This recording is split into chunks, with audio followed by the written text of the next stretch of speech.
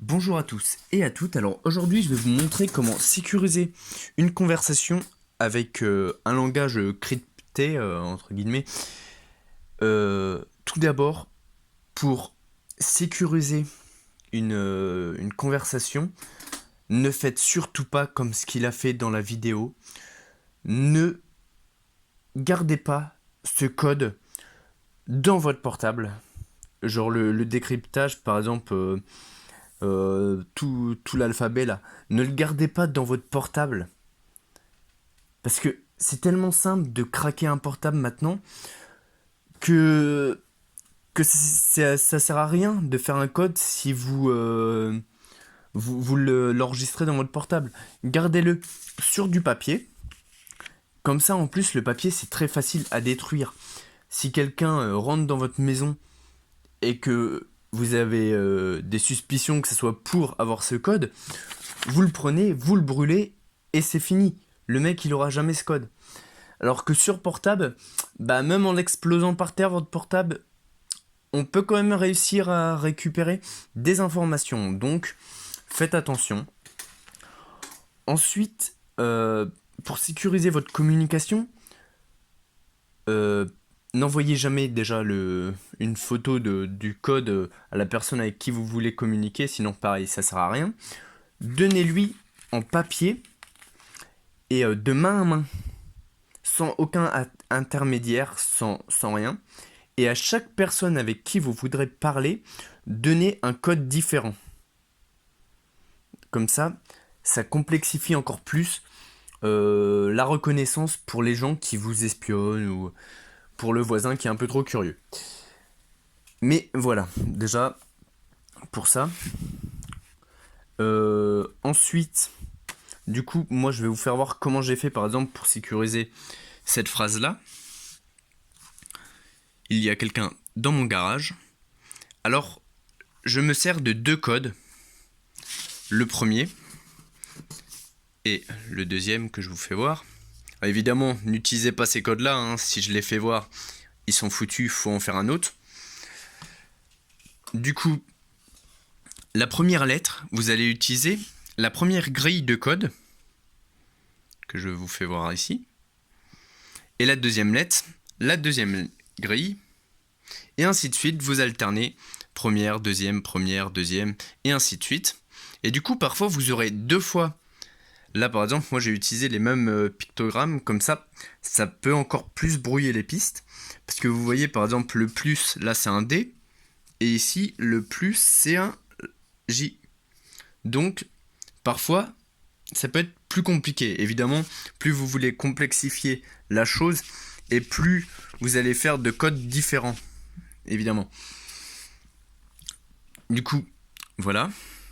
Alors là, on voit très bien hein, que quand je veux dire par exemple à quelqu'un, il y a quelqu'un dans mon garage, voilà ce que ça donne. C'est incompréhensible. Hein, pour toute personne qui va voir ça, il va se dire ok, bah il a eu un bug avec son portable. Et comme ça, vous pouvez l'ouvrir le message, même devant quelqu'un. Ça ne craint rien, parce que il va voir ça, déjà, c'est impossible à retenir de tête. Hein. C'est super galère, c'est pas comme si c'était des phrases. Vous voyez, des phrases, on peut réussir à les retenir un peu. Mais là, retenir ça, ça va être galère. Mais par contre, pour voir si vous avez bien compris tout ce petit bazar de code, je vais vous montrer cette phrase-là. Alors cette phrase-là, mettez sur pause pour la copier sur un bout de papier. Et cette phrase-là, vous allez essayer de me la traduire et de m'envoyer en message ce qu'elle veut dire. Juste pour voir si vous avez compris et si j'ai bien fait mon truc aussi, hein, voir si c'est logique ce que j'ai fait. Et du coup, je vous refais voir les codes. Ça, c'est le premier. Tac. Et ça, c'est le deuxième. N'hésitez pas à les copier sur un bout de papier. Ça pourrait vous être assez utile. Du coup, voilà. Bon, après, évidemment, donnez des codes à des gens que vous êtes sûrs. Des gens que vous connaissez. Des gens que vous n'avez pas rencontrés sur Internet, par exemple. Parce que sinon, Comment dire, sur internet vous pouvez rencontrer n'importe qui, le mec qui peut se faire passer pour n'importe qui aussi. Et si vous le rencontrez, eh bah, dites-vous qu'une personne, alors c'est un peu bizarre de dire ça, mais une personne qui a des enfants, il y a moins de chances que ça soit un espion ou quelqu'un qui veut trouver vos codes.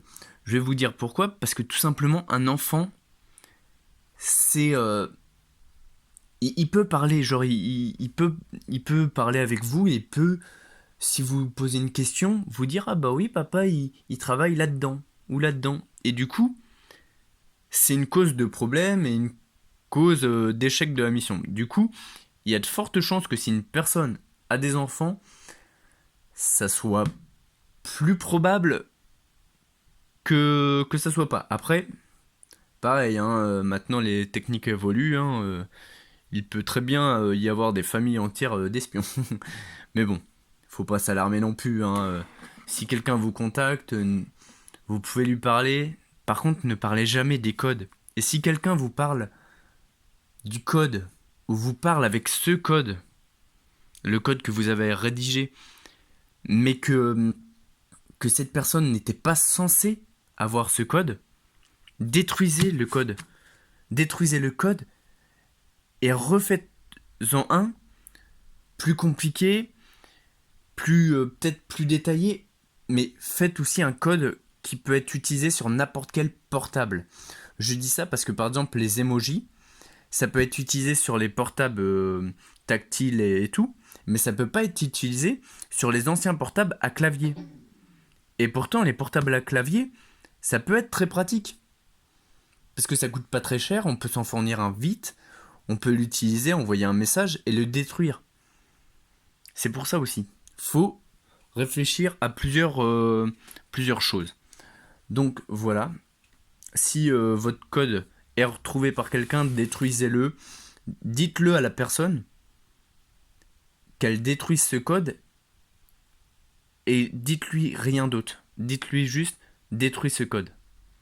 Et la personne, je l'espère en tout cas, le fera pour votre sécurité et pour la sienne aussi. Donc voilà. En tout cas, n'hésitez pas à m'envoyer la traduction de ce petit truc. Et sur ce, je vous dis à la prochaine. Bye bye.